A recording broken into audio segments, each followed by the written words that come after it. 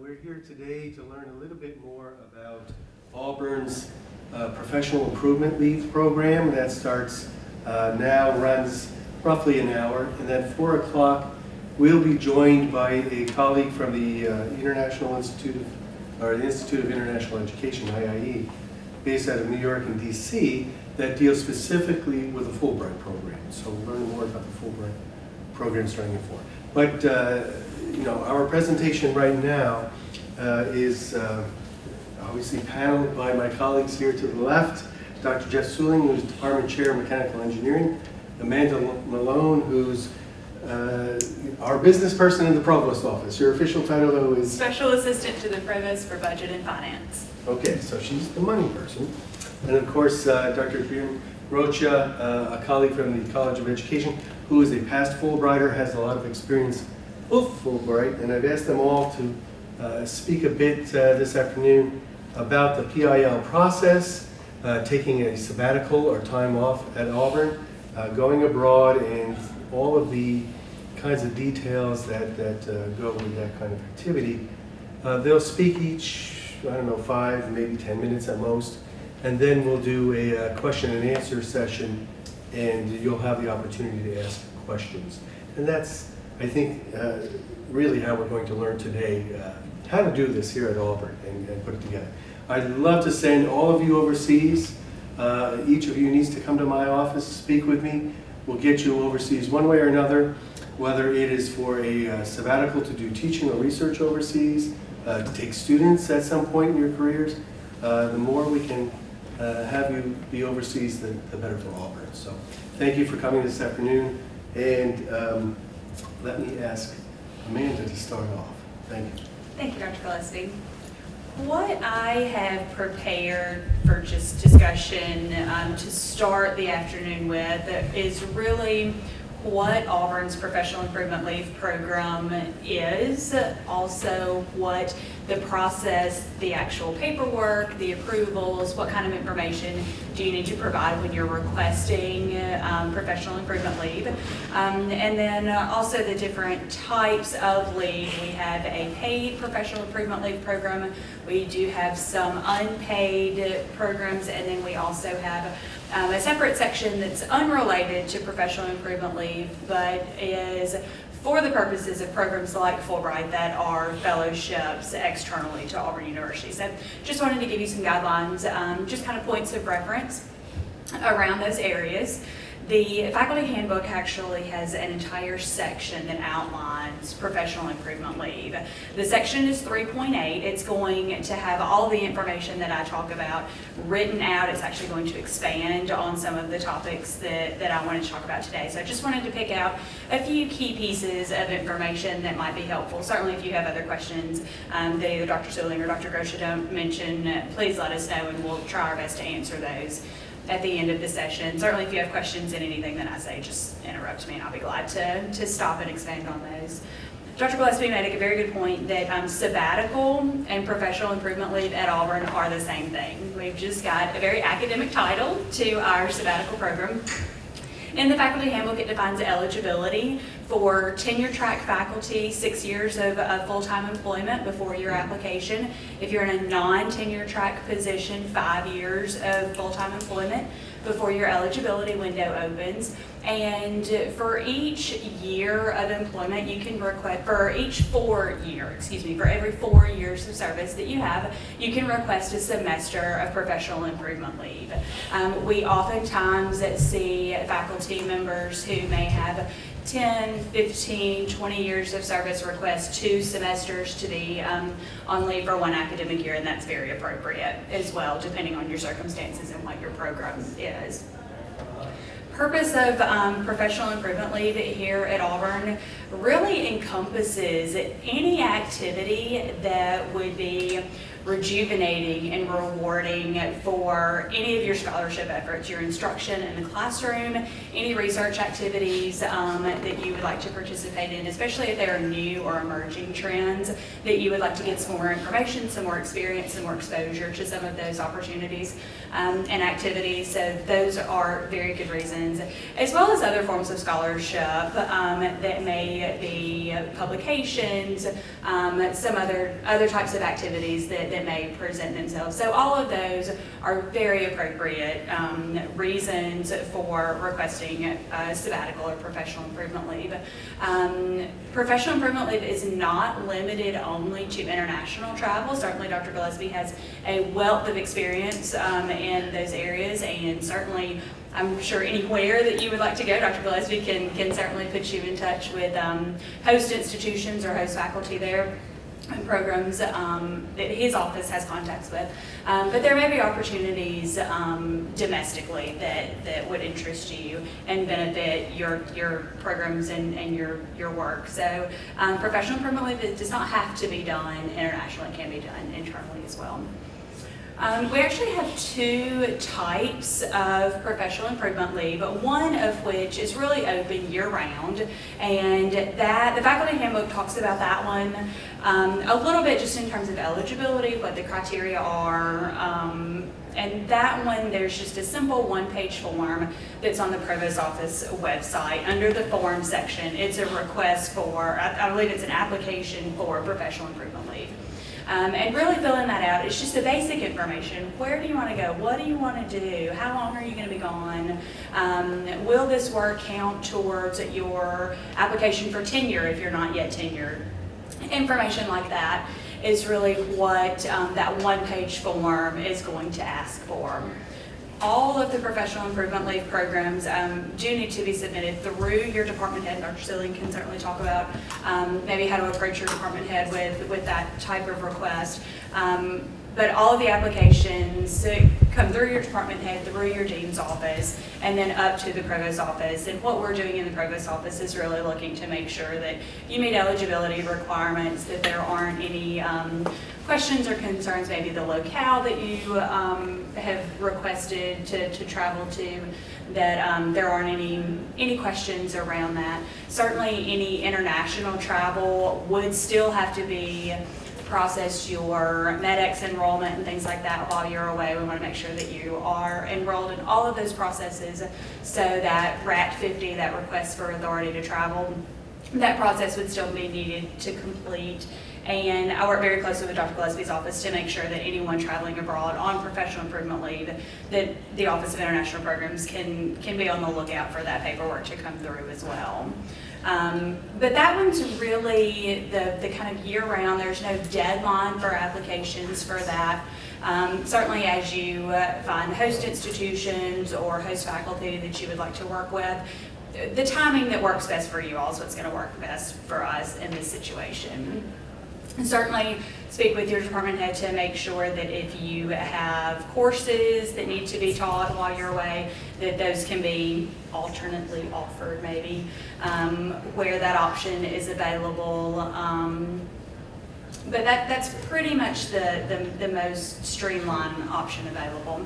Now, the Provost Office does offer a provost-funded professional improvement leave program, and that one is a competitive call, and it's competitive for travel funds. We have historically had a pool of resources available that we could help fund the travel for your professional improvement leave. And that application process is, like I said, a competitive call. It's open in the fall. It usually closes late in November. It's usually the week before the Thanksgiving break when students are gone. So that application is a different application process. It is electronic, so all of your information, whether the dates, where you would like to go, just a summary of what activities you plan to do, as well as the approval routing for your department head and your dean, all that's done electronically. And there's a link that is distributed via the deans and department heads in the fall when that opportunity is open. But also included with that application is a 3-page summary of your activities. It's a little more in-depth than what's usually asked for. And there is also a request, there's a standard budget template. Do you need airfare? Do you need accommodations? Do you need any other equipment, things like that that you might need while you're on leave? And like I said, those travel and those equipment funds are the competitive portion of that call. There's also within that packet a request for a letter of support from your dean or department head that says, yes, I support this proposal, that we have the teaching outlines, if you have advising duties within your department to make sure those have been reassigned, as well as if you have any responsibilities for governance or other things in your department or in your college, that those have been appropriately reassigned, or everyone is aware that you're not going to be available to do those in that semester. So that one, the call closes in November, and a committee actually reviews those applications.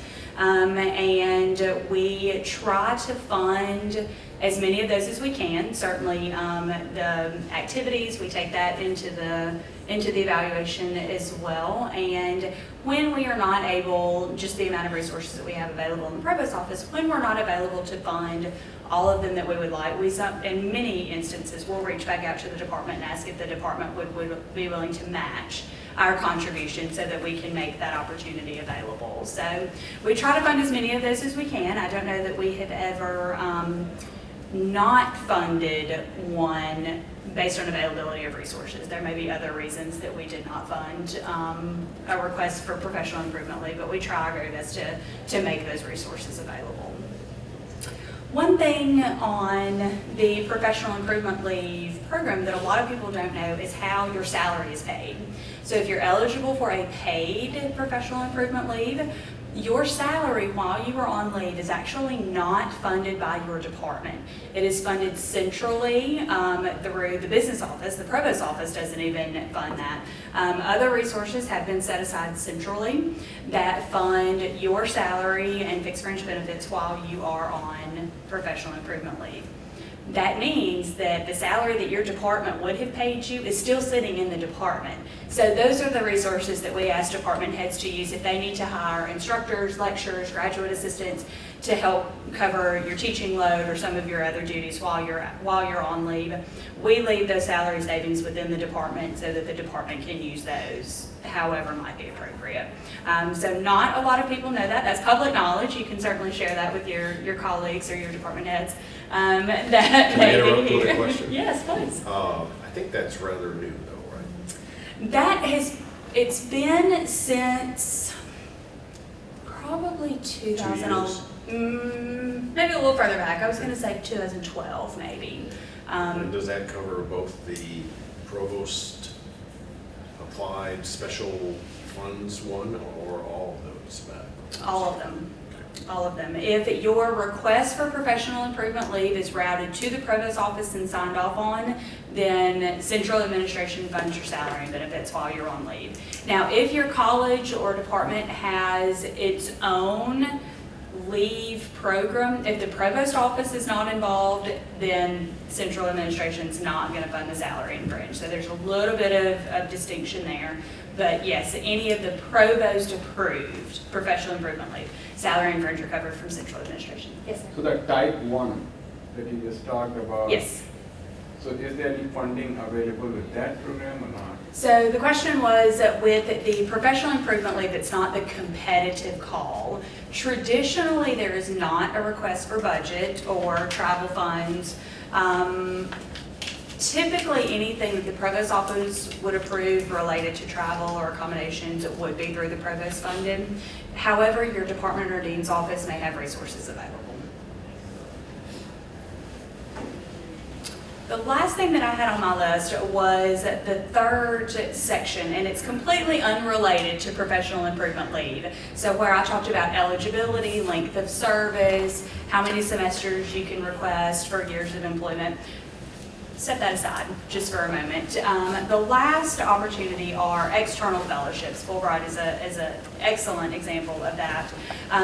Those requests we still use on the same professional improvement leave form, just because it captures the information. It lets us know where you plan to go, what dates you're planning to travel. It still has a place for your dean and department head to sign off that you've had those discussions with them. But understanding that those really are separate opportunities.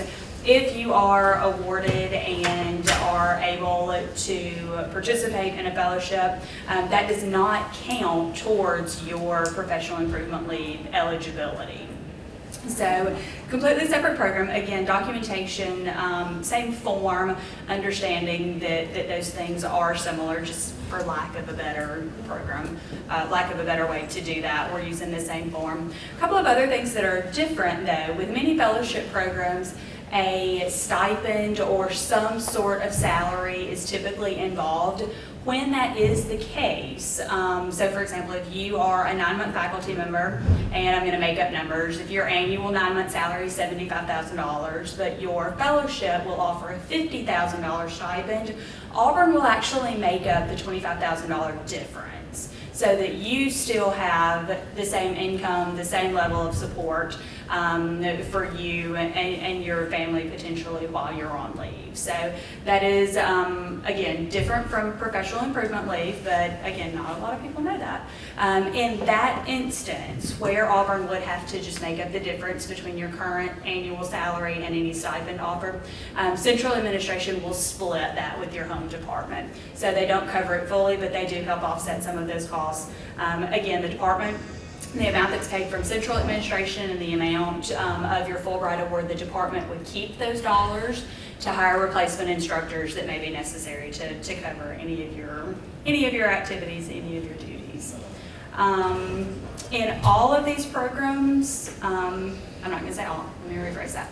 In the paid professional improvement leave, as well as external fellowships, the expectation is that you would serve as an Auburn University faculty member for 1 year at the end of your professional improvement leave. If you have a request for professional improvement leave without pay, there's not the expectation that you would return. So just one other difference among those. Be glad to answer any questions around topics that I've talked about, or I'll hand it off to Dr. Suhling and we'll kind of catch up at the end if that's okay. Can I ask a clarification question? Sure. So you said that we become eligible for PIL after 6 years of service. Yes. And we want to go the second time is another 6 years, or It would be every 4 years every after 4 that. years after Mhm. that? You could request 1 semester of leave after every 4 years of service. Yes, sir. Yes, sir.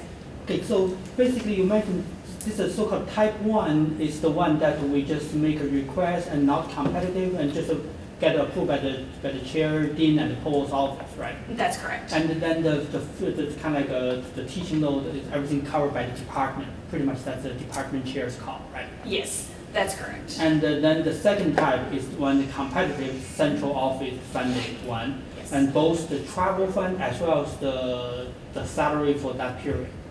Is that- That is correct. The only thing that I would maybe clarify is even on the type 1, the very first program that I outlined that was not competitive, that's the year round, just make the request. Talk to your department head or chair, talk to your dean, and make the request. In that instance, the salary is still covered centrally. Salary is still covered it's still centrally. covered centrally, okay. Yes. So, in terms of counting, I did my sabbatical 2007 after I Okay. received 10 years. So, is that the counting from 2008? Counting how many years that I can request? Is that, I would start counting for subsequent sabbaticals. I would start counting the semester that you come back or the academic year Yeah. that you return to recount for 4 years So you for recount your from next there, eligibility. okay. Yes. so it's a 4 year per semester. So, Yes. so that way I'm eligible for 2 semesters.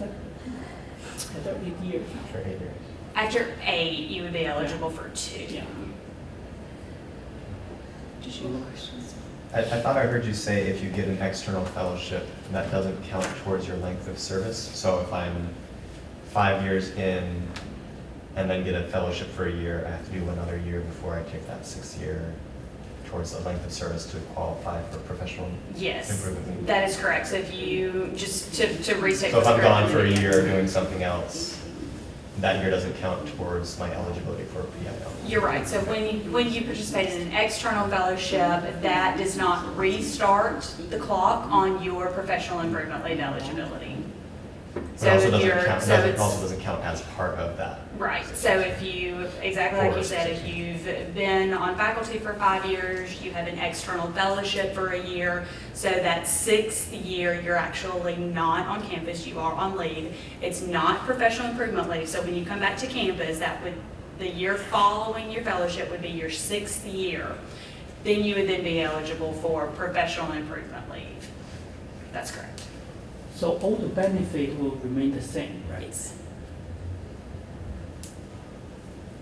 All right, Dr. Suhling, I'll hand it off to you. Well, I'll ask a question too. Sure. Is it fair to say if someone goes on a professional improvement leave and they're not paid a salary externally somehow, Mhm. that essentially they're still receiving their Auburn salary? Yes. Okay. So the advantage comes only when you have a leave that somehow you have some salary from somewhere else, for the department that is. For the department, well, no, because even on an external fellowship, if the sponsoring agency doesn't offer any salary support or a stipend, because that application would have come up and been signed off on by the provost, we would still make some resources available centrally. Well, but the faculty member will still want to be paid with his or her salary here, right? That's true, but in that instance, 50% of that salary would be paid by central administration. So the department would still see some savings. I'm confused because we're going to give all that money to the faculty member. Right, but you're not gonna pay it. You're gonna pay half of it. That's right. I'm only gonna pay it. I'm So what, gonna help you with it. and that's what I wanted to make clear, the big saving, because I haven't had one of these yet.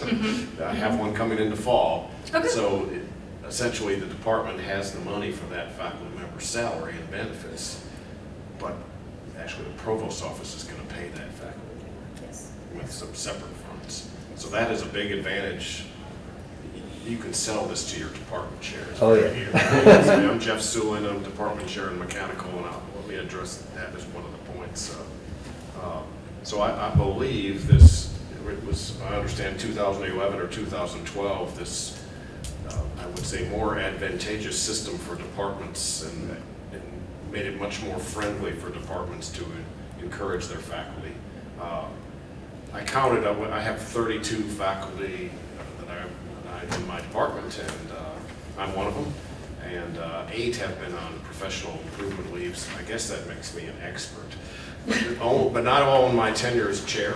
Some of them were before I was chair, and I think 3 have received funds from the provost over time. Most recently, I had one approved for the fall semester coming up, and he is receiving some travel funds, and we're also matching those travel funds, as we mentioned. And my understanding, his salary will be paid for by the provost's office during his sabbatical in Korea. And so that leaves me with 4.5 months of his salary and benefits, which is one reason I agreed to match the so he has fairly large travel expenses because he is staying, he has to stay in he's going to be in Korea, so he has to stay in Korea for 4.5 months and eat, and so they were pretty significant. But that still works out. I still have enough funds, I believe, to hire a replacement faculty to teach the courses he was going to teach, and I think, so I'm, as a department chair, and I've told our faculty this, we're encouraging that.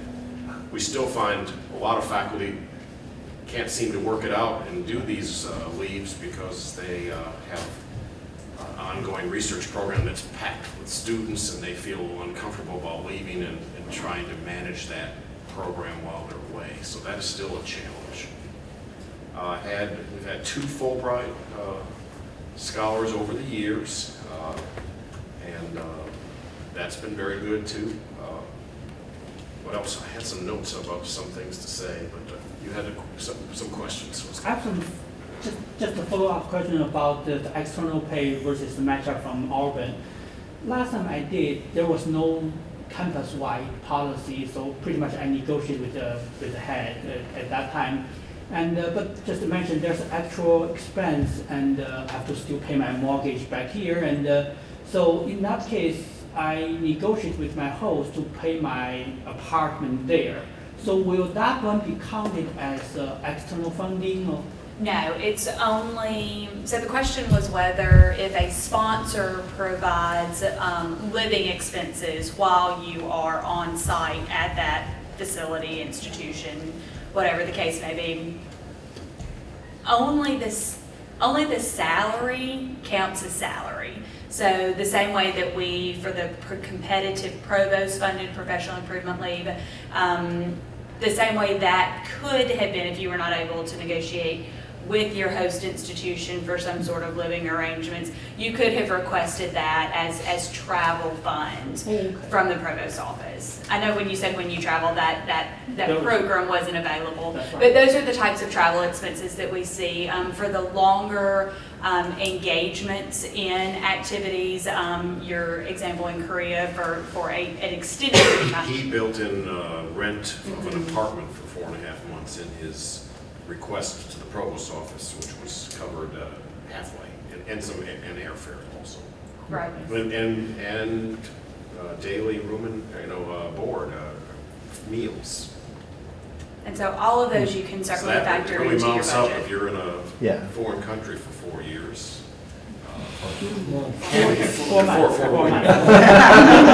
The reason I said 4 years is because I realized I'd been on the faculty 32 years, so I have 8 semesters of sabbatical accumulated here. I don't know if that works that way. I suspect one year, 2 semester stint is the most approved.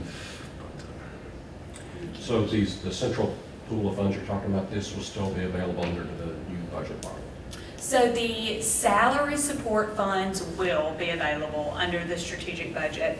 As we continue to move into budget development season, Dr. Businger and I are still discussing the extent to which the competitive travel funds might be available.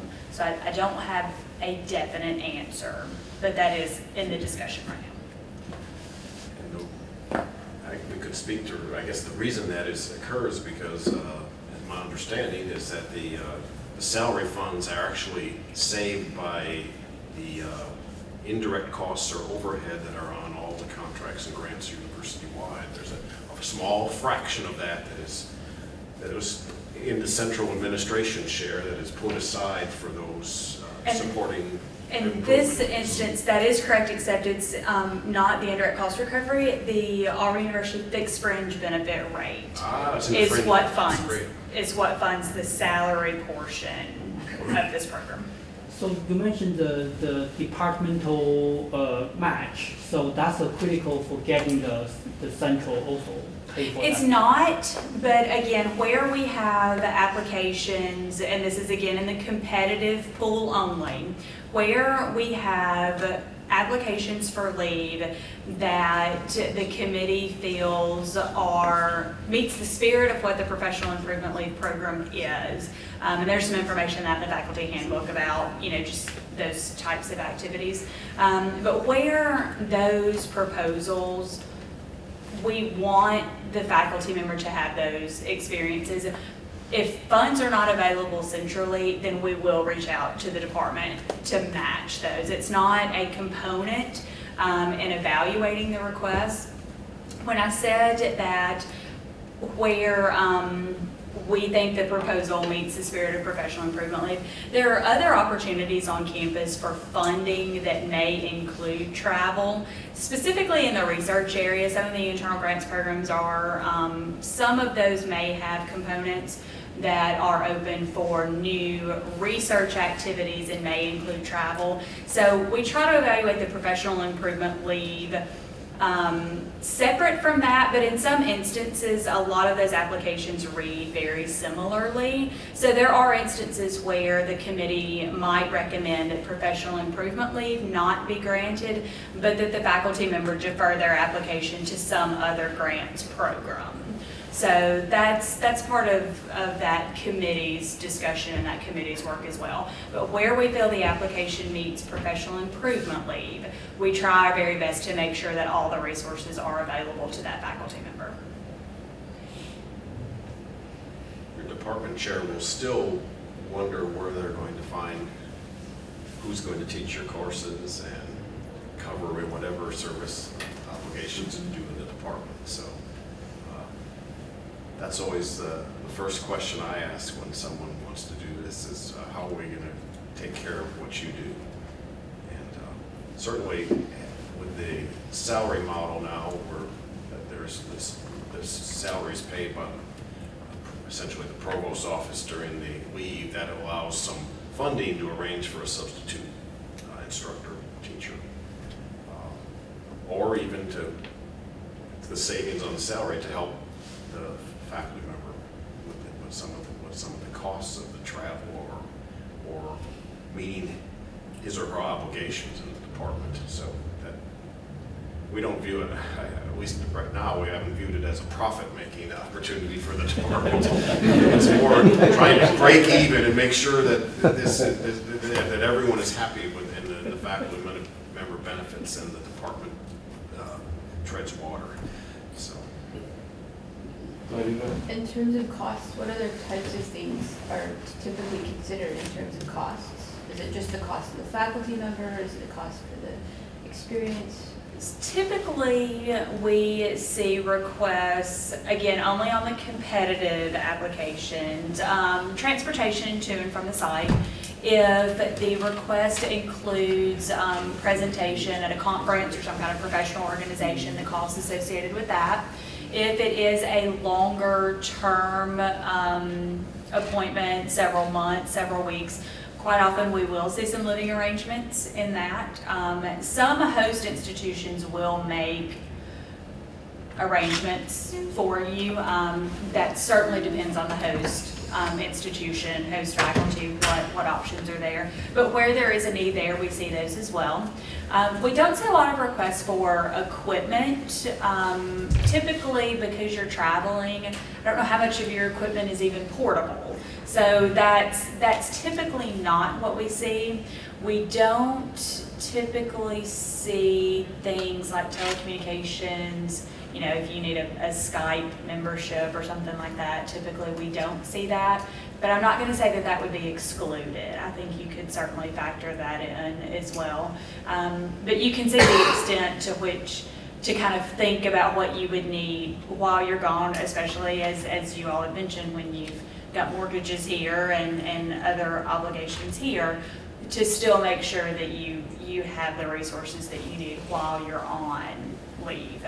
Again, some of the leave requests that we get are very short term. They may be 5 or 6 weeks, so that you're not actually on travel status for 5 or 6 weeks, but missing teaching, missing your instruction time. That's usually not feasible, you know, to teach a semester's class to be gone for 5 or 6 weeks. So that's where that discussion with your department head really comes in, and where we do see huge variances in the budget request, just based on the length of time alone. And certainly the location that you're going to makes a big difference as well. If you're going to another college or university, they may have some housing for visiting scholars, visiting research, visiting faculty members that you could get for free or very deeply discounted. So there are just anything you can think of, we've probably seen on a budget application. And like I said, we try to make those resources available to the extent that we can. So based on my understanding, the major difference between the competitive versus non-competitive, so it just add up to the non-competitive, the travel part. Okay, thank you. Or special needs. Yeah, okay, For that trip. sure, thanks. So do you guys have an experience of, for example, if you want to do an international travel with the activity close related to your NSF grant, and do you have experience of kind of get NSF matching, something like that? I have not seen that in any of our cases. I heard something just vaguely, but I don't have any experience. I haven't talked to the program manager yet. NSF has an international branch, and at least it was the case a couple of years ago where you could get an international supplement to your existing NSF grant. Oh, yeah. And they try and promote that to internationalize your research. So you apply for that separately, and once you have your existing NSF grant, and they're very willing and want you to have that kind of supplement on your grant, so they're So normally they, funded. yeah, that's, I kind of have that idea, but I have no I think they're experience. of typically where to look. short-term on those Yeah, supplements. but, so talk to your program officer and ask him or her about those international supplements, and Okay. they will get you on the right road. Do they typically support sabbatical related?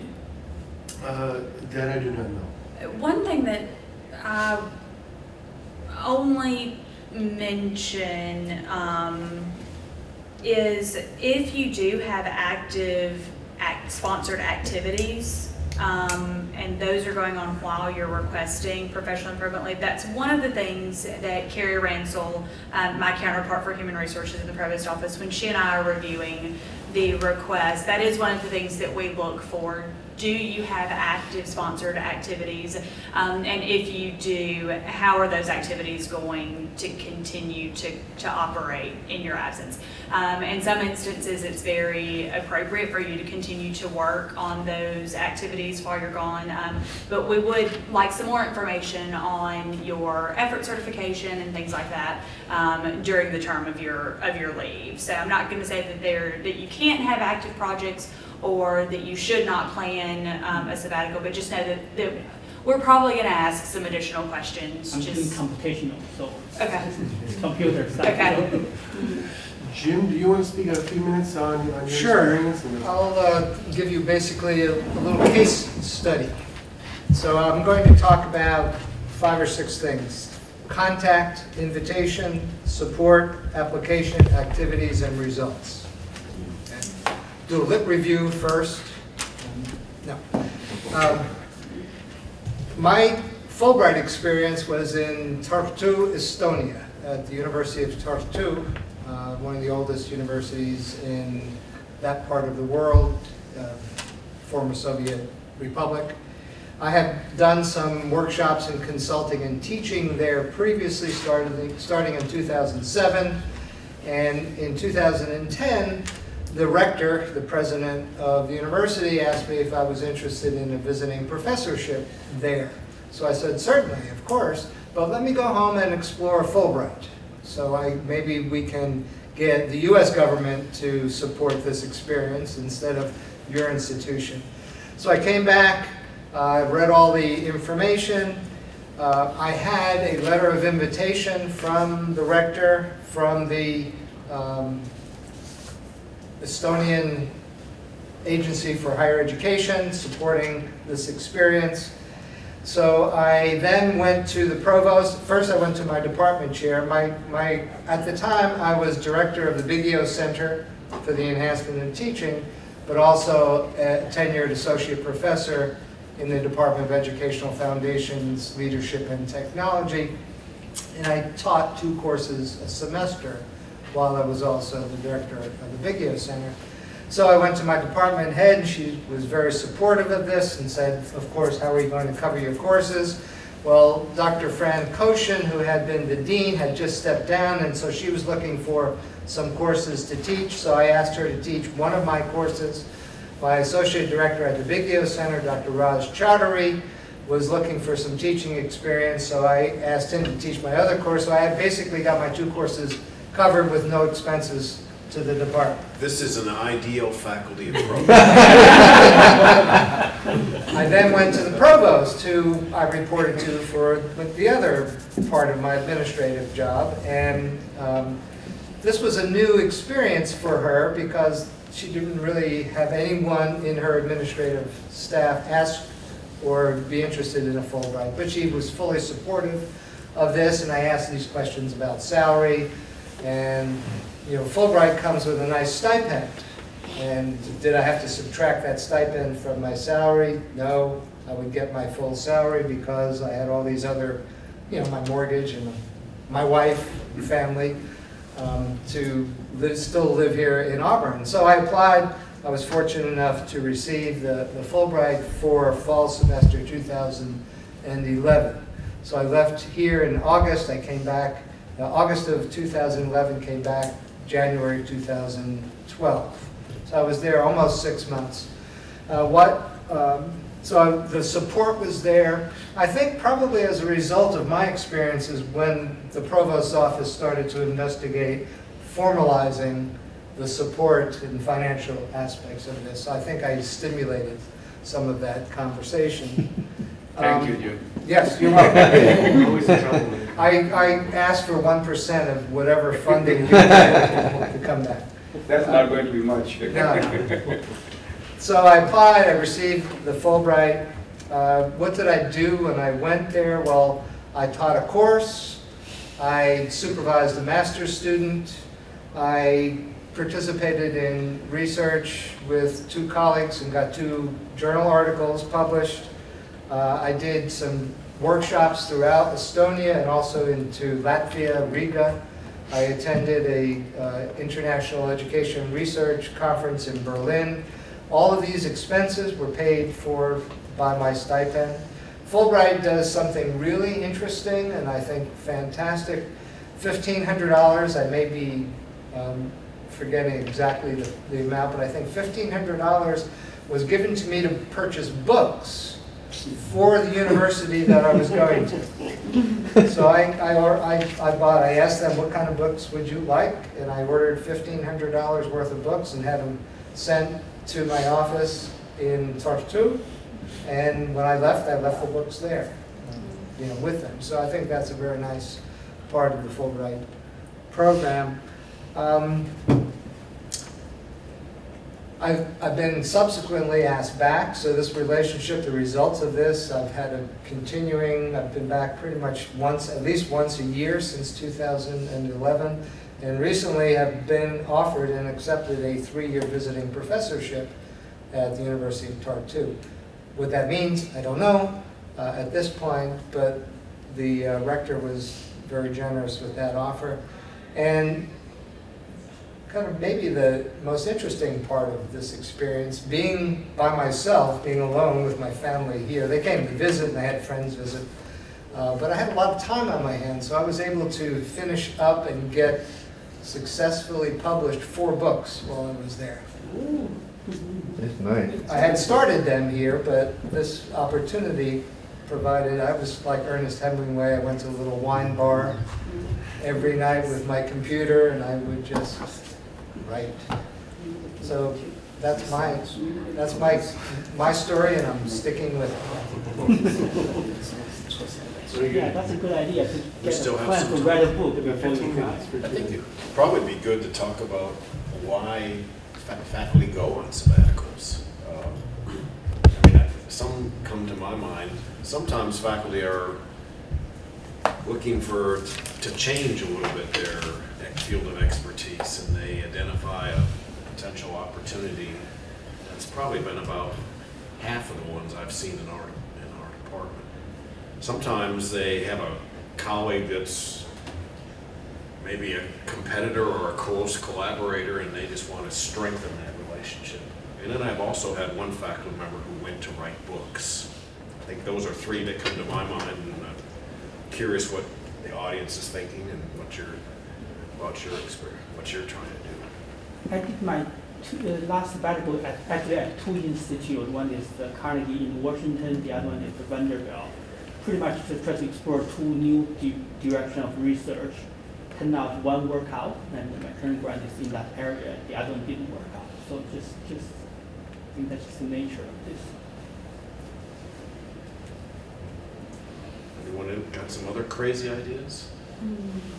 I think those are the reasons that you just mentioned, I mean, my provost funded improvement leave was, I'm working in an area, and I went to National Center for Atmospheric Research in Boulder.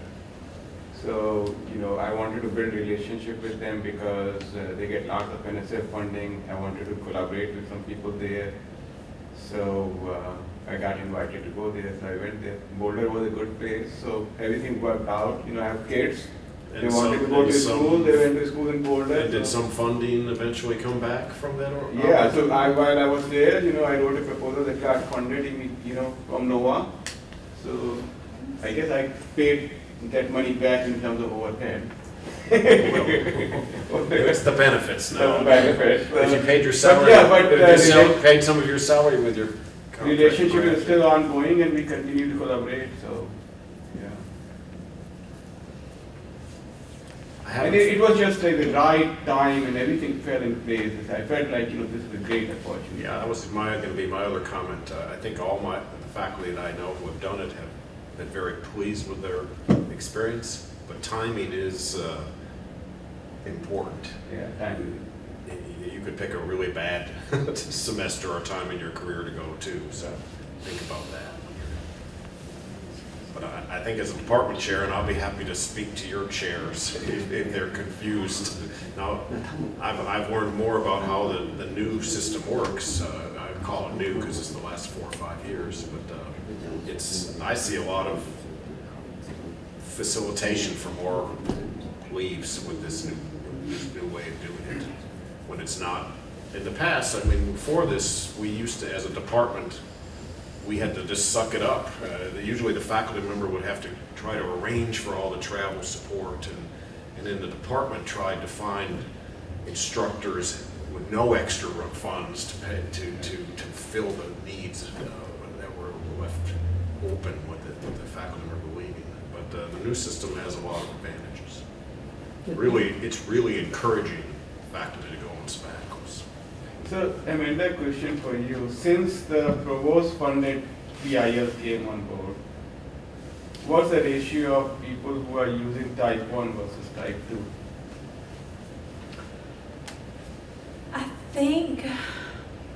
I don't know that we have any that would have gone one application process versus the other.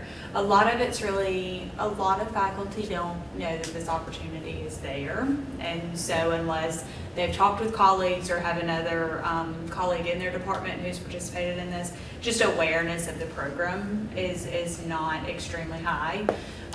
We might see in an academic year 25 or 30 requests all across campus. So the number is very low in relation to the number of faculty that are on campus. Again, since the only difference between the programs is the travel support, typically those people who, because the timing didn't work out for the competitive call, didn't want to wait until the next competitive call. They wanted to take the leave. The timing of the leave was a really good time for them and their host institution. And I don't know if those faculty worked with their departments to secure travel funds that way, or if those faculty members had to reach out to their host institution. I don't know the answer to that. But I think just the timing of this is probably what dictates who submits which type of application. Am I missing something? You talk about that the difference is only the travel fund, but the way I see it, the biggest difference is the provost is actually providing that money to the department. That's the biggest difference. But only the travel money, because Well, regardless not of the if salary. I it, thought they were providing the salary. What they're provost doing, provides salary for both. they're paying your salary out of a different account, essentially. And so the money for your salary from the state is still in the department's account. Right, so And which you- is the And the benefit chair of the could department. use it to help you travel or to purchase another Yeah. replacement instructor. Right. So there's a lot of flexibility. But in that's the other available in one, both programs. And that's available in type 1 and type 2. And just, so for the selection for the competitive one, do you have a committee to do that one? It is. Okay. It is. It's just an ad hoc committee, typically made up of, who did we have on the committee last time? don't tell the names. 'cause No. There'll be all sorts of lobbying going on. It is an ad hoc committee. Typically, we have, I believe, an associate dean, a representative from University Senate. I think we've had a department head or two. Are there any guidelines like the seniority, the area of research, Only the language in the faculty handbook. Do you? So actually, my speculative already approved. I supposed to take it actually this semester, but I delayed to next year. Okay. So this half year speculative leave. So if I wanted to have 1 year, how to process this? If you've got the length of time, if it's going from 6 months to 9 months, in theory, that really is 2 semesters. So 6 months to 9 months. right, but 6 months, I mean, that's going to cover 2 academic semesters. So that may already have taken care of itself, but if you want to reach out to me, we can address that. We can look at that for you. Okay. Yes. So my question might be better for the Fulbright, but for those of us who might want to take our families with us instead of leave them back, have you any, I know Fulbright, when I've applied for them before, that's built into the stipend as well, as part of the support, that's from my understanding. It is. Is there any similar cost sharing or something with, has that ever been requested in the university? Not that I've seen, but it probably would have taken care of itself if there were living arrangements for an apartment, for example. I mean, depending on how many people you've got, that may take care of itself. But as far as meals and just other day-to-day living expenses, no, not from the university. So clarification, so the Fulbright is called the stipend, so it's not called salary, so it's not taken out from the university part? They have salary and then, I guess Fulbright will count. Yes, in just a few minutes, we're joined by our colleague from IIE that will talk about the Fulbright. But briefly, we can say that traditionally, Fulbright has had different kinds of programs in different countries.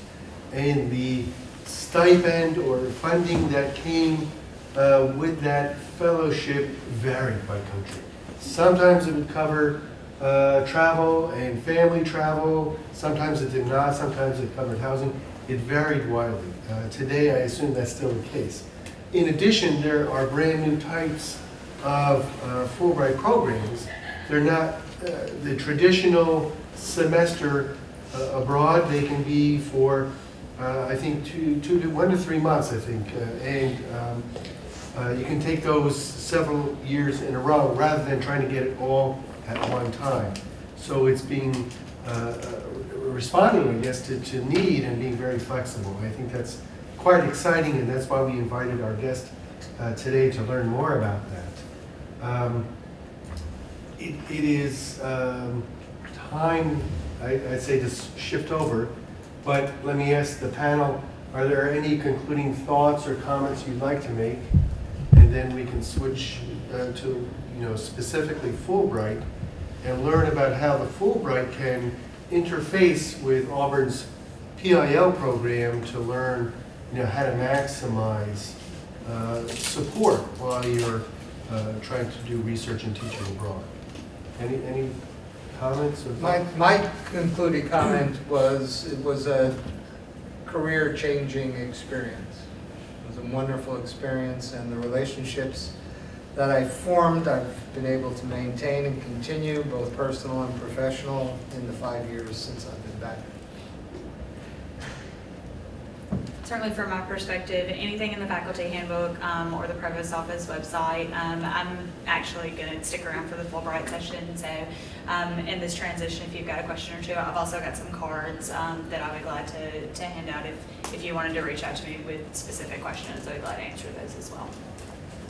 And I guess as a department chair, many of the challenges of trying to coordinate with the faculty member a sabbatical or a professional improvement leave have been reduced significantly by this policy of paying the salary from a separate account while on either the type 1 or the funded PILs. So talk to your chairs. This is something we want to see. It leads to new avenues in your research, a rejuvenation of your enthusiasm for teaching and doing research. We'd love to have you out there. It can be domestic. Of course, I want it to be international, but Auburn will help you do this domestically too, anywhere in the country. And I'm glad to see we have a program. Thank you to our panelists for sharing your thoughts and ideas. Thank you for your Thank you. This hour, we're going to be talking specifically about Fulbright and the different Fulbright programs. And we're joined by a colleague from IIE, the Institute of International Education, Ms. Alisha Scott. Thank you for joining us. Let me just give you a little bit of Alisha's background. She's a program officer at IIE. She manages the Fulbright U.S. Scholar Exchanges to the Western Hemisphere and Sub-Saharan Africa. She's got over 10 years of experience working with programs for language education and international education exchange. And this is including work with the Organization for Security and Cooperation in Europe, the OSCE, all about acronyms, American University School of International Service, and the Austrian American Educational Commission. She's traveled and lived in numerous countries across Europe, Central America, and East Asia, well-traveled. And in her current role at IIE, Alisha works primarily with the Fulbright Scholar Program initiatives for Brazil and South Africa, among several other programs. She's here today to talk to all of us about Fulbright. Fulbright has its traditional programs for scholars going out, but many exciting new kinds of programs. The Fulbright Specialist Program, Fulbright Nexus, the Distinguished Chairs Program, a program about German Studies policy, and this morning I saw something across by email, the ASEAN program, so Southeast Asia. Talk to your department chairs and or ADRs, because if you work in Southeast Asia, there's some opportunity there with Fulbright. We have Dr. Jim Groccia, if he's still here at the end of our session, has been a past Fulbrighter. Anybody else in the room done a Fulbright? Fulbright Hayes. Fulbright Hayes, which is a program for essentially postgraduate type students For PhD and doing PhDs and young scholars. And I've done a Fulbright as well, the standard Fulbright back in 2005, and I can share my experiences. And I'll ask Alisha to kind of give us an overview, talk about Fulbright and some of its key characteristics, and then we can have questions and answers and learn more, I think, in terms of Fulbright. So thank you. Alisha, you want to take it from there? Thank you so much, and thank you for having me. We're really excited. We brought a cohort of three, myself, a colleague of mine that works in Houston with the Fulbright student program primarily, as well as some other student exchange program initiatives, and a Fulbright student alumni ambassador. But we were excited to make this tour around the state of Alabama. We have hit up practically every corner of the state by this point. But we wanted to talk about not only opportunities for you, but explain how those fit in with greater goals of internationalization of the campus and student mobility, along with faculty and scholar mobility. It was great to listen into the previous session about the PIL opportunities, because that's exactly what we want to hear, that institutions are thinking of ways to encourage faculty to go abroad or to enhance their professional endeavors. So this is, I was furiously writing notes to use this as an example to share with other institutions about ways they can encourage the same kind of activity. Rather than do a presentation in a linear fashion, I've got the standard PowerPoint, but it was wonderful to hear those questions that were shared. So I'd like to maybe just talk a little bit about the program in the most broad sense, and then receive questions, and we can discuss from there. However, I'd also like to find out about you, and since I am the visitor to Auburn today, maybe get a couple of words about yourself, where you hail from, what brings you here today, and maybe even get started in this corner. So I'm Darren Ray in history. I teach African history, so I'm most interested in early career scholar sort of issues with Fulbright, trying to build some relationships with institutions in East Africa. I'm Punishu also. I'm the director of the Water Resources Center. I work in water area. I'm Jim Shepard. I'm a professor in the School of Forestry and Wildlife Sciences. I'm Claude Ayi from the Department of Physics, and I'm trying to get some outreach program going on with Africa. So that's my interest. Yashun Tao from Veterinary Medicine. I'm a head teacher, professor at School for the Wildlife Science. I'm also director of the International Center for Climate Change Research. Susan Pear from Forestry Wildlife Science. JJ Dong from Physics. Konrad Patkowski, Chemistry. Ariane Gaetano, Cultural Anthropologist. I'm Lorraine Wolf. I'm the Director of Undergraduate Research, and I'm interested in the administrative Fulbrights, and I'm also in the geophysics area. Jorge Valenzuela, I'm the Department Chair of the Industrial and System Engineering Department. Elizabeth Lipke, I'm in Chemical Engineering. Ji Zhang from Chemical Engineering. I'm Kevin Moore from Architecture. Daniel Wilkins, also from Architecture.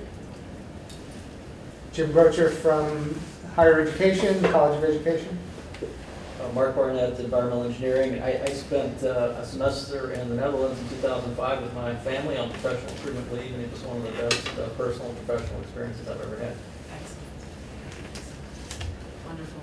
Thank you so much for sharing a little bit about your backgrounds. I was writing down some information just because I want to make sure that whether you ask it or not, it can provide a little bit of insight into opportunities that might be relevant or interesting to you, geographically speaking. But yeah, so maybe a little bit about the Fulbright program. If any questions or thoughts come to mind, feel free to interrupt me again. I'm going to shy away from the presentation. We've given it several times during this week, so it'd be nice to abandon that format. But the Fulbright, it's perhaps key to note, and maybe you're already familiar with the Fulbright. In fact, who here is fairly familiar with the Fulbright Scholar Program?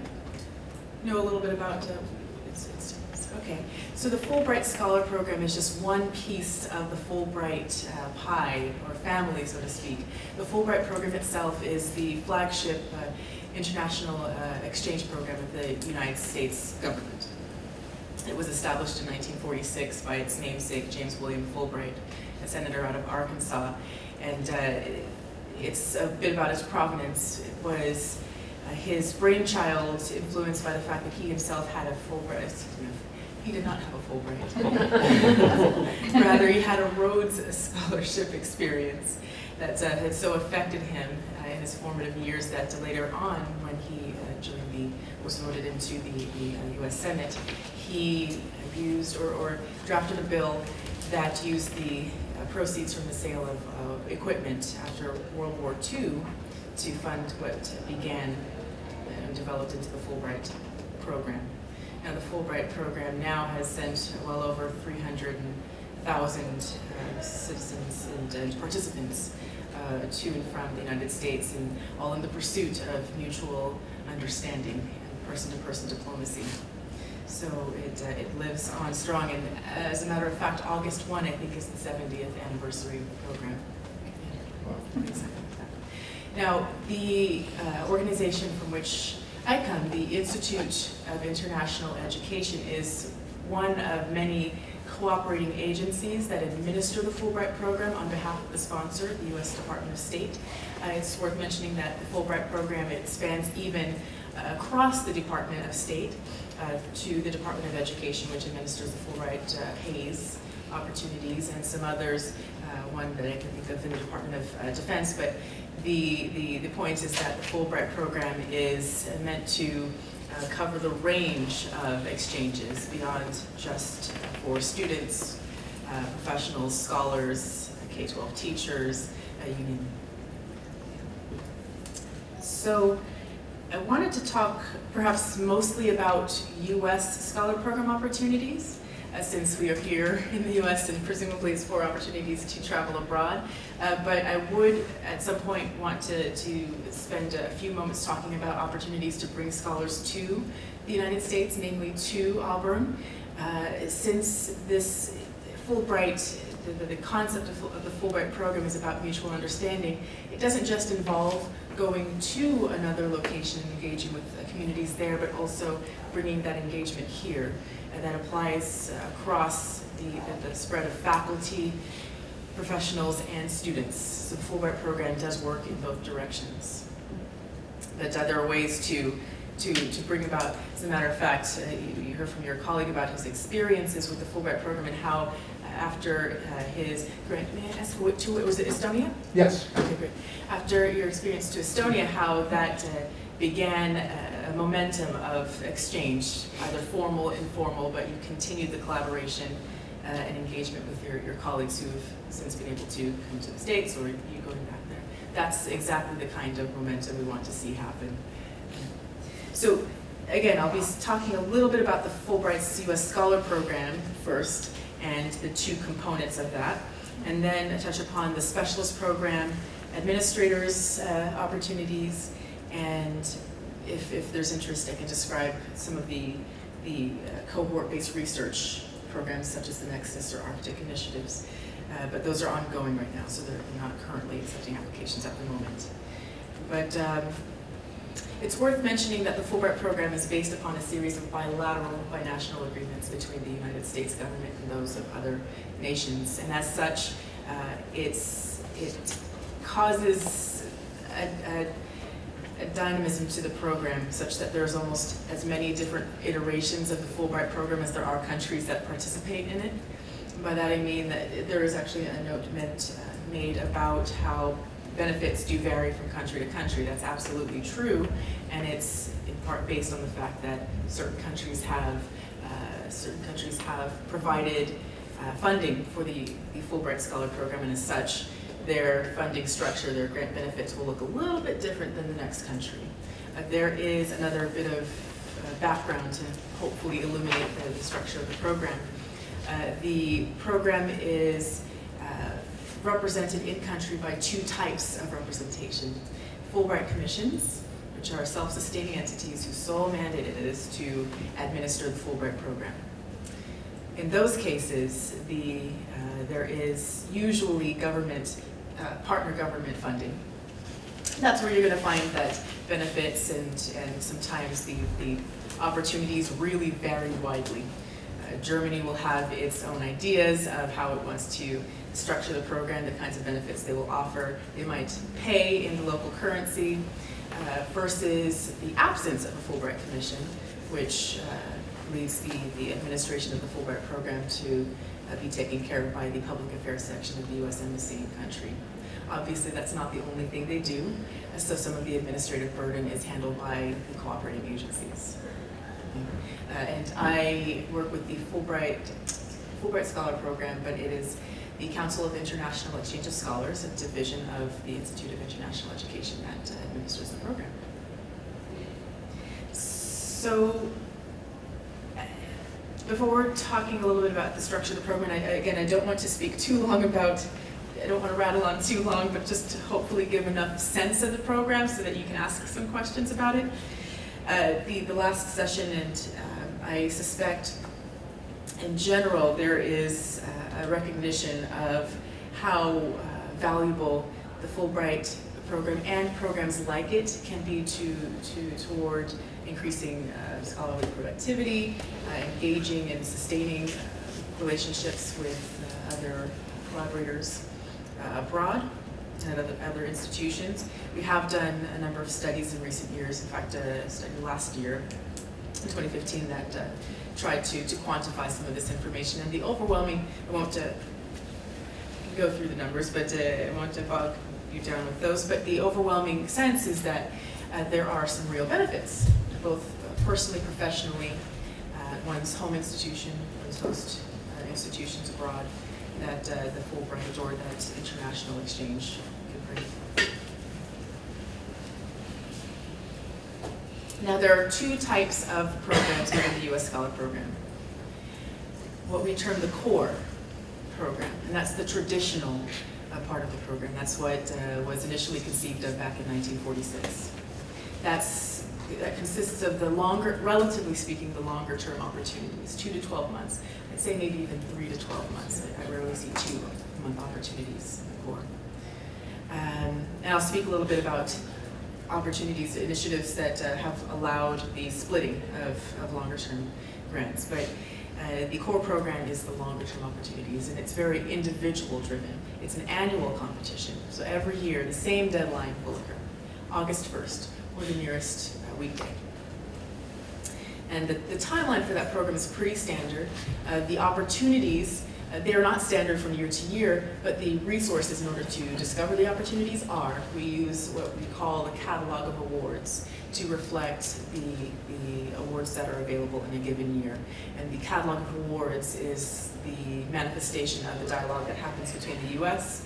and partner nations. In a given year, they might say, one country might say, we'd like to encourage scholars to come in the fields of microbiology and fine arts writ large,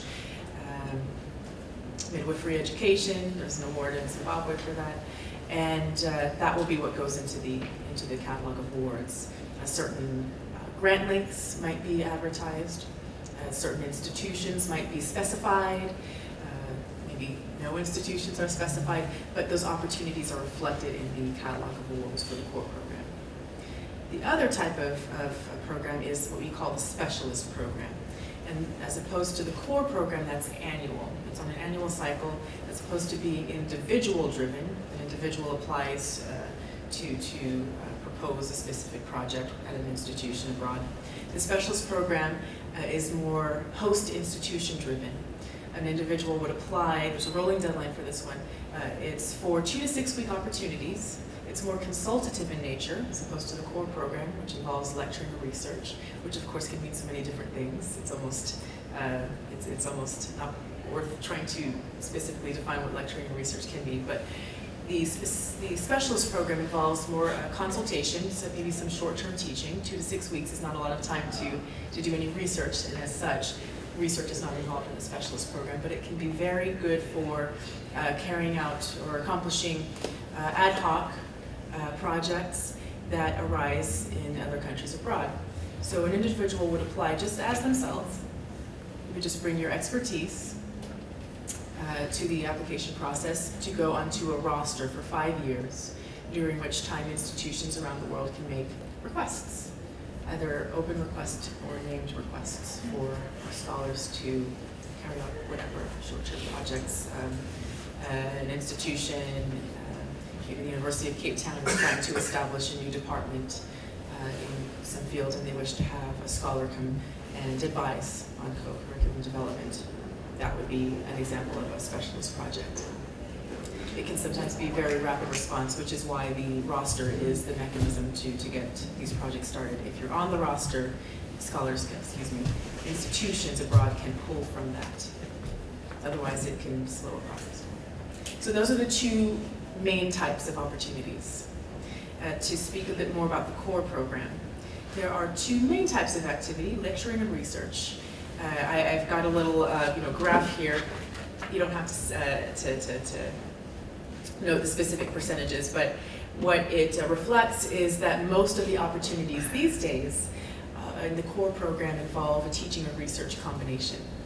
Okay. Years ago, decades ago, the opportunities would have included mostly teaching-only grants.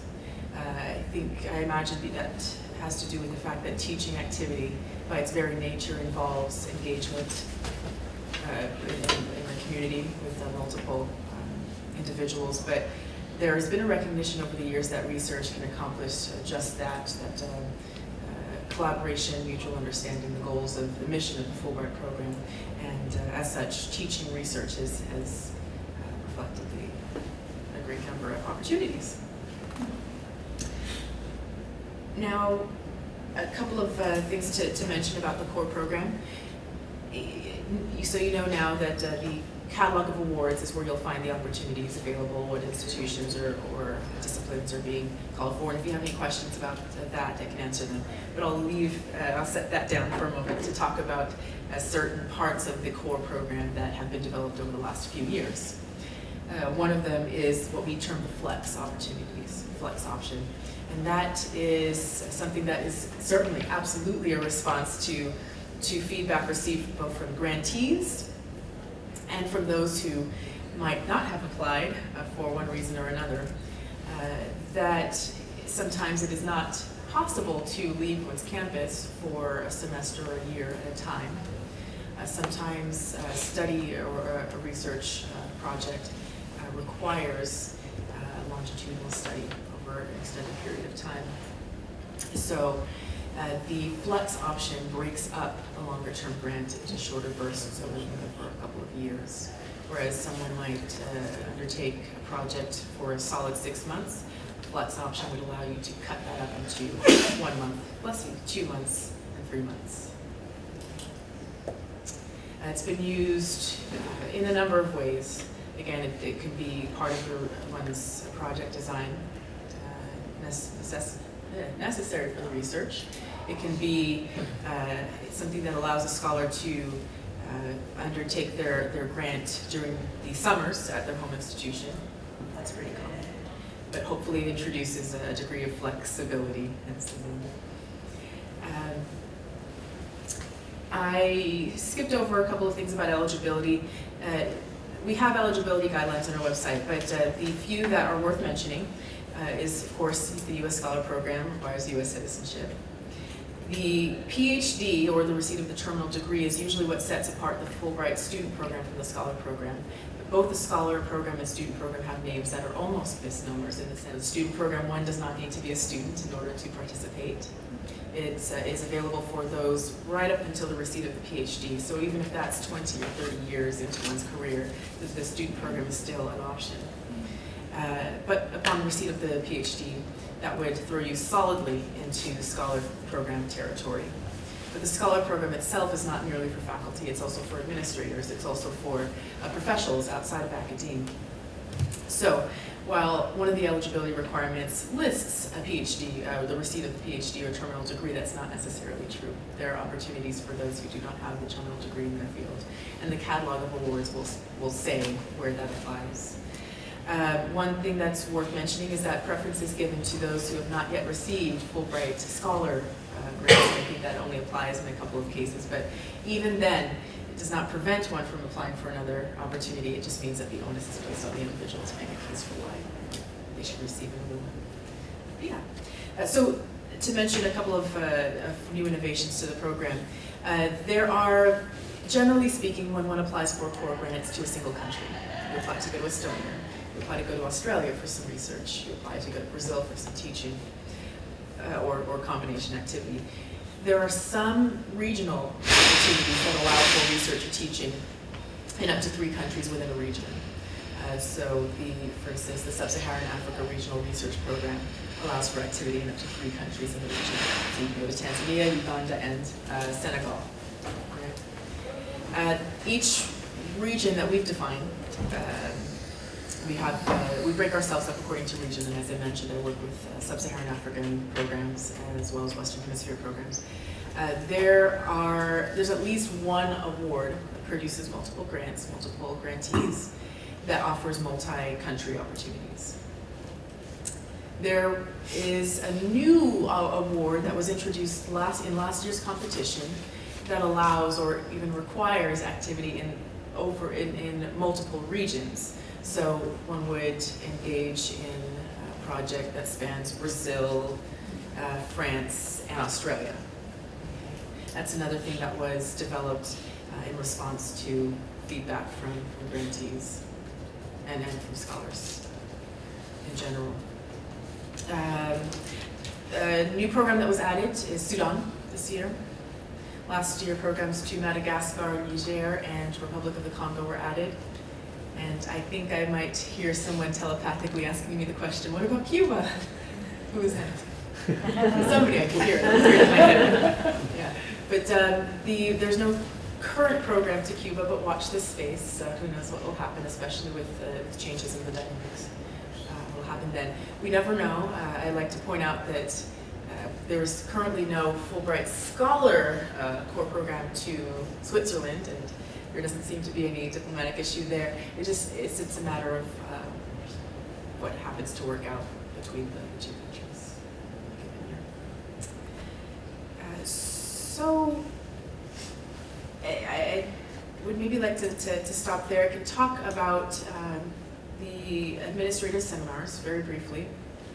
There are a number of opportunities for international education administrators or administrators in general, writ large, to partake in short-term opportunities, cohort-based opportunities, so 2 to 3 weeks in a number of countries. I think currently this includes France, Germany, Japan, Korea, India, Russia for the community college as administrators, if I'm not mistaken, I think that's it right now. But this allows administrators to engage with their counterparts in other countries. And hopefully, the hope is that there is networking that takes place in order to bring back the potential connections and internationalize one's campus. With that, I think I might stop and take questions. There's so much more information, I don't want to overwhelm it. Just related to the Cuba comment, Yeah. I'm pretty sure North It was Korea. you, wasn't it? No. Okay. The North Korea doesn't have one. Okay. How about Iran? How about Iran? Sorry? Iran. There is currently no U.S. program to Iran. You can imagine which countries don't currently have programs. Yeah. North Korea is, yes, one of them.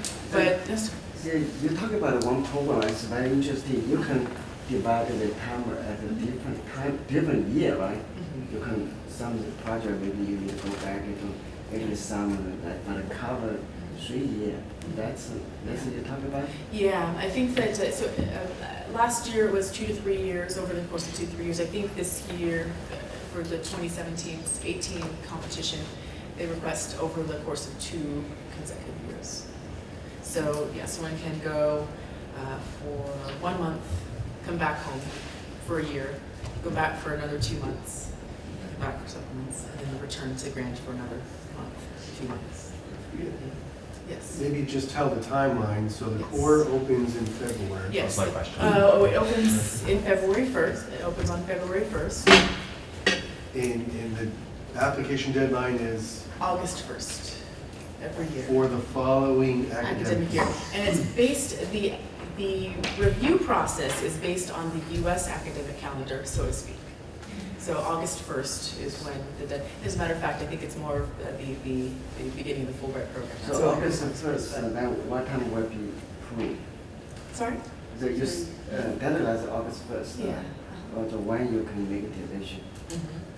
I will start with the end of the answer first, and that's did you say when you can leave? When is the process for review and notification? Okay. Timeline for that. Okay, great. I'll start at the end of the timeline first and then kind of go back and step through. So notification happens, so say let's take this year, this cycle. For the 2017-18 cycle, the deadline is August 1st. One would be notified of potential final selection anywhere between, and wait for it, January and May. However, most fall toward the beginning of that frame. The reason why it's such a broad time frame is, first of all, to not hedge ourselves in, and because each country operates differently. As I mentioned, the program is based upon a series of bilateral agreements. So France might provide their final selection decisions in January, Brazil might provide them in February, Uganda in March. It's just a matter of what happens once an application potentially goes abroad. That will dictate the end of the process. So to go back to the beginning of the cycle of the process and go through each step, for the core program, an application, once it's received, consider August 1st when we start to process the applications. Even if you were to submit your application February 1st, we would hope you wouldn't do that because it would perhaps mean that there wasn't a whole lot of work, time sort of put into it. That might sound wrong, but you know what I'm saying. Usually we get most applications toward the end of the application season, near August 1st. Applications from there will be reviewed with an eye toward eligibility and completeness. We call it a technical review. Program staff will review all applications with this in mind. If an application passes muster there, and if it doesn't, we go back to the scholar to let them know either if there's an eligibility issue or if there's something that needs to be clarified or worked on before it can be received. But applications are then forwarded to what we call a discipline-based review. And so we have dozens and dozens of committees based on discipline applications. And analytical chemistry will go to a committee for that. Applications in sculpture will go to a committee for that. Applications in eating will go into committees for appropriate to that, and the reviewers in those committees will remark upon the project with an eye to the discipline. That happens in August and early September. After that, comments are provided to regional committees. Regions, it's based on the target region, but it's stateside. So committees will convene in Washington, D.C. most often, and these panels are composed of Fulbright alumni. So applications to Brazil will be reviewed together. Applications to the Southern Cone will be reviewed together, so on and so forth. Those reviewers are looking at an application a bit more holistically about all the components, and I can go through what each of the components consist of, if you like. If those committees also determine whether an application will be recommended for further review abroad, and that's when the timeline sort of dissolves into vagueness, because it really depends on what happens once the receiving commission or public affairs section post-return will do when they receive it. Usually they convene their own committees consisting of stakeholders from the U.S., from the public and private sectors in the country, but that takes some time. So that's the answer to the question. Is there any potential for postponing it, for instance, if you're trying to get it to match up with professional improvement leave, but you're not notified until May, and now the paperwork just can't get processed until the next January? Is there provisions for that? Usually there are, so even though the catalog of awards will specify, sometimes it'll be pretty broad. Brazil, for example, says that if you apply for a grant, you can place it anywhere between July 1st, 2017 and September 30th, 2018. So you can decide where you'd like your grant to take place in that time frame. For some countries or some awards, it might be October 2017. You need to start it then, because otherwise it's not compatible with the academic calendar of that country.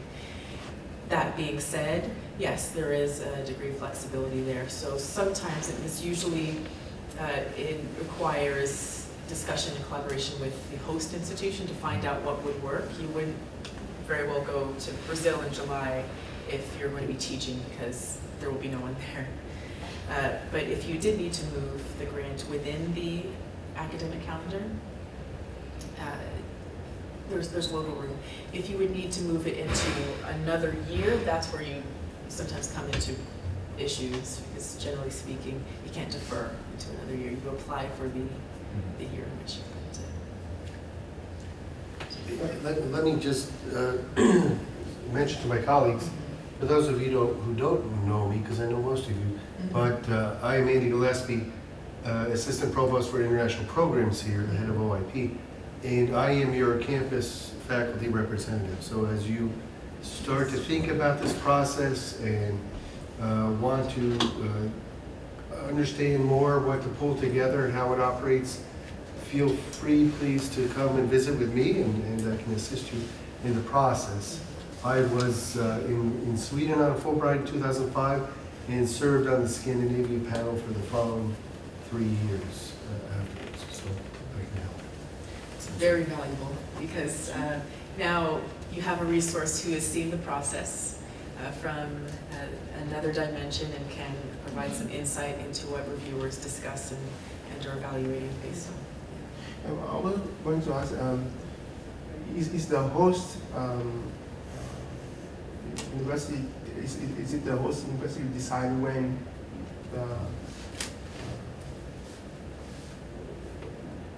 you go there, or? Yes and no. Yes, because in a manner of speaking, and what I mean by that is that the catalog of awards that I mentioned, that is the reflection of what is possible, of the parameters under which you can receive a grant. So the dialogue has usually already happen to a certain extent. Like in the Brazil example, there's a pretty wide range of dates. That is a reflection of flexibility. Now, I say that's where the no comes into place, or maybe the yes, I don't know. But the parameters are already sort of set forth, whether they're very rigid or very, very flexible. Now, it's also up to you to determine whether you can undertake a grant in February, March. Well, I'm thinking more about, for example, the specialist grant. Oh. And outreach endeavors. What we are I would say we are confronted with, for example, scholars there and even at higher rank there, that, for example, they are not in a country that doesn't participate yet, but that would like to know what to do to get there. A country that doesn't participate? Yes. So if it's a country that doesn't yet participate, then it might be trickier trying to get an opportunity to go there. There are avenues to do so. The specialist program is usually one of them, in that the specialist program operates in many more countries than the core program does. The core program is, because it's annual, there needs to be an acknowledgement that for the next year, it will allow, whereas the specialist program is very ad hoc. It's either yes or no right now. But yeah, if you have any questions about whether there is an opportunity to go to a certain country, you can let program staff know. One example, and I'm kind of going to contradict myself right now, but one example in which you can potentially go to a certain country of your choosing involves some of those regional opportunities. So taking Sub-Saharan Africa, since you were interested in that. There's the Sub-Saharan Africa Regional Research Program, or the Africa Regional Research Program, ARRP. Not AARP, we always get this too. But one can potentially conduct research in up to 3 countries, including some countries for which we don't have a core program opportunity. So we don't have any core program grants until Lesotho, but you can use the ARRP to go there. But because my question is that there are people in those countries that are interested. Yes. But they might not know what to do for the whole thing to be set up. Yeah, and usually that, at least as far as the core program is concerned, if there are any dialogues that can happen, it would be with the U.S. Embassy in country or the Fulbright Commission in country. They would dialogue with them to find out if there can potentially be a program. So basically, it's for they should contact the embassy. That's the one. Yeah, that would be the place to start. Who knows? That maybe could be the impetus to get some momentum that will turn into the country program being opened. It usually doesn't work like that. Sometimes it's often more that the State Department evaluates whether the country can receive grantees. Because keep in mind, this is a program of the U.S. government and State Department. So sending people into South Sudan is not going to work just yet. But Sudan was opened, on the other hand, because I guess the zeitgeist allows for it now. So who knows? That's one way to potentially start that dialogue. So I would always recommend, if you think of a country. How competitive is the core program, and does the success rate vary from country to country where you're applying? Yeah, there's no formula that will tell where one's success rate is greater. It has less to do with numbers, with a few exceptions, and I'll get to that in just a minute. It has less to do with numbers of applications received, number of grants given, and more with how one couches a proposal. We do receive, we can receive one application for an opportunity, and it may not be granted if the application itself is not strong enough to support, does not reflect a level of sophisticated research or teaching activity commensurate with the goals of the Fulbright program. So that's really where where I put one's chances is how well they can frame. This is why I think my project is so appropriate to this country, this institution, these collaborators. Now, it's very timely, relevant to my discipline. Those kinds of things is what will be more telling. Now, getting back to the maybe quantitative considerations, There are certain country programs that tend to draw a lot more interest, and you can pretty much guess which ones those might be.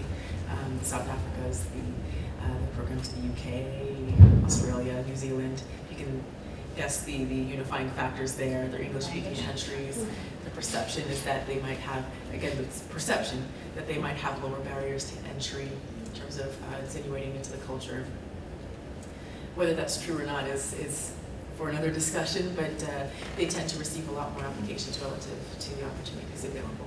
It's not something that I would say should dissuade someone from applying if they have a project that's very well suited, if they have connections that are very strong and they have a very timely project, because again, that will raise your application to the top of the pile more than anything else, but it's something to consider. And on the other hand, just one last note about that, there are country programs that we call hidden gems. They're just a little bit off the beaten path of those programs that tend to receive a bit more interest. So say the Paraguay rather than maybe the Brazil, although maybe the Paraguay, although Brazil's a great country program, that's one of the ones I work with. Perhaps the Swaziland to consider in addition to South Africa, perhaps the Estonia or the Macedonia, Macau. Yeah, I just wonder if you could say a little bit more about the third tier of the review, where the applications are forwarded to be reviewed by committees abroad, and you just said that Dr. Gillespie was on such a committee in another country. And what I'm curious about is, so I know that for the awards I'm interested in applying for in the Scholar Program, you need to have the invitation letter from the host institution in the other country before you apply for a Fulbright. So that sort of suggests that your project your proposal has been sort of pre-approved and vetted by, an institution in the receiving country.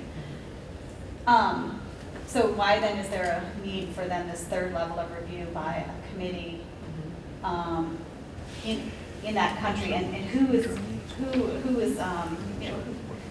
represented on that committee? And my concern is when you have a topic that can be sensitive to the government of the country where you are headed. Okay. There were a lot of questions. So I mean, is it possible then that you need to somehow tailor your proposal so that it can kind of meet approval of official, sort of representatives of a government? Absolutely. Okay, so let's unpack some of those. To mention the panel that, can you actually talk a little about? Sure. So I was on the Scandinavia panel. Those panels occur here in the States, in DC. Oh, where on the second where there's a whole bunch of proposals coming in from many disciplines to fill specific awards in the host country or countries, depending on the panel. And that is a group of Fulbright alumni, as Alisha said, and staffers that are going through and reviewing and essentially ranking the proposals, because there will be more applicants for any given country, and we're trying to make the best match. And then our recommendations go forward to the entity in country for that final okay. And what happens there, I'll let Alisha. Yeah, so that process, that's one that definitely varies by country. Some involve a multi-stage process once it gets to country, and some is very compact. But so I couldn't say, at least very specifically at the macro level, who participates. There's no checklist as to who needs to. It doesn't have to be the Minister of Education and this person and that person. But there's just a spread of stakeholders, across the public and private sectors and U.S. representation. Now, you asked, so that's about who's represented. The question about invitation letters. Mm-hmm. Or rather more, when you have a sensitive topic that could be sensitive to the host country. Okay, yeah. Or critical, so is that then problematic? Well, in terms of sensitive topic, absolutely,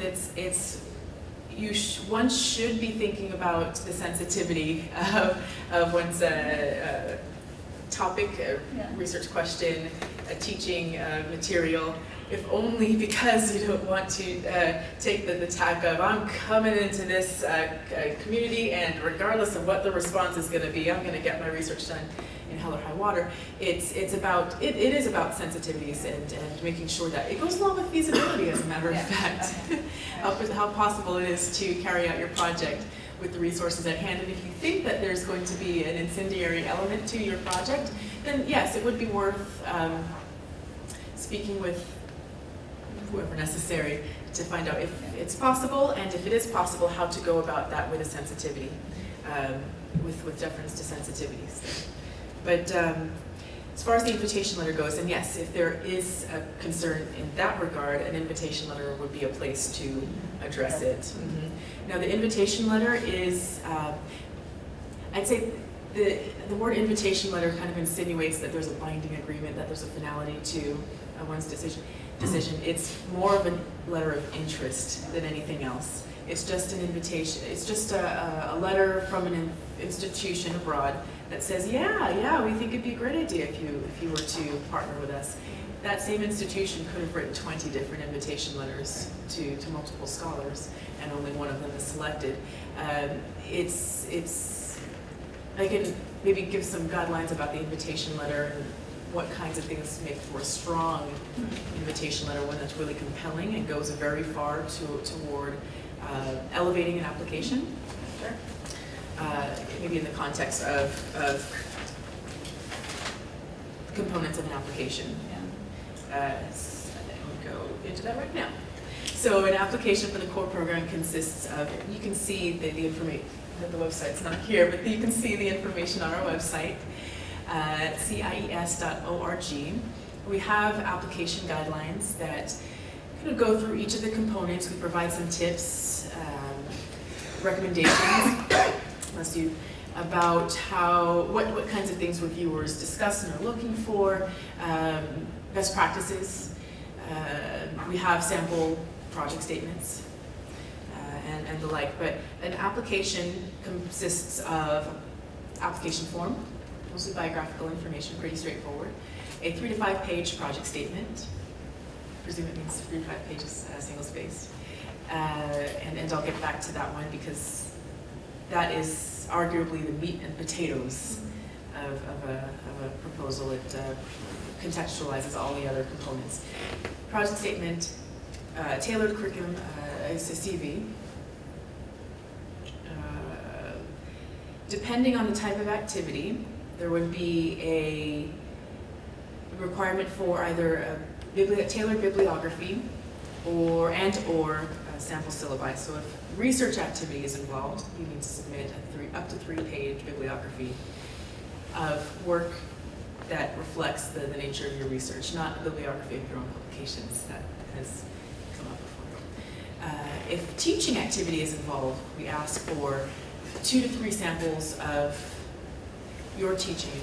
I say that, but I mean teaching samples that can include past courses taught, it can include courses that you are proposing fresh for this opportunity. It can include some permutation of that. The reviewers just need to see some evidence of your teaching method and evaluate that as an indicator of your potential success as a grantee. 3 reference letters are required. We recommend that if teaching activity is, in fact we don't recommend, we require that if teaching activity is involved, that at least one of them addresses teaching. But we do recommend that at least one come from your home institution and that one come from someone outside of your home institution. Part of that is to provide a breadth of authority of opinion about your potential as a Fulbright scholar. And the invitation letter is sometimes required. I say sometimes because for going back to the nature of the program, based upon a series of bilateral agreements, you never know if one country will say, yes, this is the only institution you can partner with, there's no point in getting an invitation letter. It'll come out in the wash. Or you can go to any institution, and so we need to see that there is some buy-in, some interest from the institution in having you to collaborate. You can fall somewhere along that continuum. you recommend an invitation letter be sought. You don't recommend one be sought. But to go back to the invitation letter question, the best kinds of invitation letters read almost like recommendation letters. A sufficient invitation letter will say, we invite the scholar to teach X course, to come and conduct research on this topic from this date to that date. That's perfectly fine. But the best kinds, and please tell me if you have any additional thoughts or if I'm going completely off the rails on this advice. But the best kinds of invitation letters can answer some questions that the applicant themselves maybe allude to, can support something that you say, such as, I have a middling level of language proficiency in local language, but that won't hinder my research. An invitation letter can say, well, yes, the lab is English speaking, so it won't be a problem. Or we're going to provide an interpreter for the scholar, so that will help the project. But the best kinds of invitation letters can also talk to the merits, the potential merits, potential outcomes and impact of the collaboration. And say, well, this scholar coming to this institution will go a long way toward furthering our mutual goals of XYZ. Those are the ones that really help elevate an application. And if it can be written by anyone at an institution. Sometimes an applicant presumes that it has to be written by the highest levels of leadership. That's not necessarily the case. It can be written by a faculty collaborator, unless there is something written into the award description that says it needs to come from a specific individual on letterhead. And it should come on letterhead, institutional. We're just about out of time. This is a fantastic opportunity. I encourage all of you to think about it seriously. It's good that the process runs as it does to plan ahead, because there are issues many times, not all times, but many times, of getting a sabbatical leave lined up with the Fulbright. That leverages salary payments here, but support payments from Fulbright in your host country. Lining up a good collaboration and partnership, of course. Thinking forward to concerns about a possible spouse and what will your spouse do. Can he or she get release time from their position, many times at Auburn, sometimes not. If you have children, getting your kids slotted into a local school, that can be quite important. Usually our local school systems are willing to work with parents to make that work. So that's a good possibility. But it takes a while to plan. And because of that, it is good to start early. Each year that deadline is August 1 for the following academic year. That gives about a half a year, a semester, where that application is reviewed and then hopefully finally approved in the winter time, and then that following fall or the subsequent spring, if that's better for you, can be a time for you to travel and undertake this. My office is in Foy Hall, and I am always happy to talk to colleagues about Fulbright. It is a career-changing and life-changing experience. If you can bring your family, so much the better. It is a cultural exchange program, so having an impact on your families is just as important, I think, about in addition to scholars. And I remember when I was doing mine in the mid-2000s that the Fulbright Commission was saying they were beginning to see the children of past scholars applying and coming to the country. So you have multiple generations. And that's the kind of impact, really, the Fulbright program was established to create. Learning about the world and the world learning about us is critical to this program. And so I'm happy to help any of our colleagues put their package together for submission and can help and guide on that. I just wish to reiterate, please, you have a fantastic resource here, especially given that you have seen the program from all sides as an applicant, as a grantee, alumnus, and a reviewer. There is so much that you can provide by way of guidance in the application process, answering questions about potential pain points. we look to you as a resource to complement or even augment anything that we can provide.